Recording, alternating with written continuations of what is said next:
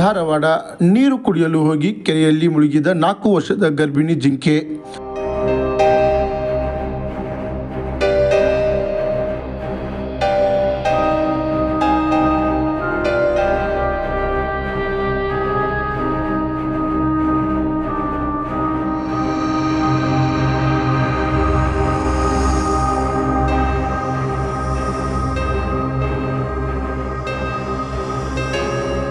ರಕ್ಷಿಸಿದ ಧಾರವಾಡ ಅರಣ್ಯ ಇಲಾಖೆ, ಅಗ್ನಿಶಾಮಕ ದಳ ಸಿಬ್ಬಂದಿ ಹಾಗೂ ಪ್ರಾಣಿ ಪ್ರಿಯ ಸೋಮು. ಧಾರವಾಡದ ಹೊರವಲಯದಲ್ಲಿರುವ ಸೋಮೇಶ್ವರ ದೇವಸ್ಥಾನದ ಹತ್ತಿರ ಇರುವ ಕೆರೆಯಲ್ಲಿ ಸೋಮವಾರ ಸಂಜೆ 4 ಗಂಟೆ ಸುಮಾರಿಗೆ ನೀರು ಕುಡಿಯಲು ಹೋಗಿದ್ದ ಜಿಂಕೆ ಕೆರೆಯಲ್ಲಿ ಬಳ್ಳಿ ಇದ್ದ ಕಾರಣ ಹೊರಗಡೆ ಬರದೆ ಸಿಲುಕಿಕೊಂಡಿತ್ತು. ತಕ್ಷಣ ಸ್ಥಳೀಯರ ಮಾಹಿತಿ ಮೇರೆಗೆ ಪ್ರಾಣಿ ಪ್ರಿಯ ಸೋಮು ಅವರು ಅರಣ್ಯ ಇಲಾಖೆಗೆ ಹಾಗೂ ಅಗ್ನಿಶಾಮಕ ಸಿಬ್ಬಂದಿಗೆ ಸುದ್ದಿ ಮುಟ್ಟಿಸಿ ಜಿಂಕೆಯನ್ನು ಕಾರ್ಯಾಚರಣೆ ಮಾಡಿ ಸುರಕ್ಷಿತವಾಗಿ ಹೊರಗೆ ತೆಗೆದಿದ್ದಾರೆ.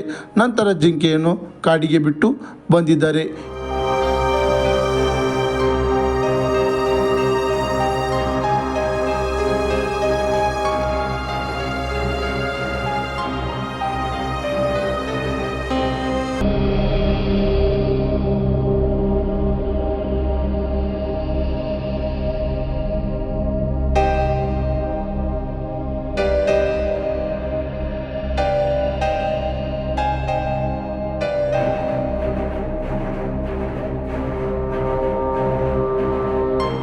ಇದು 4 ವರ್ಷದ ಗರ್ಭಿಣಿ ಜಿಂಕೆ ರಕ್ಷಣೆ. ಕ್ರಾಂತಿ ಸಮಾಚಾರ, ಧಾರವಾಡ.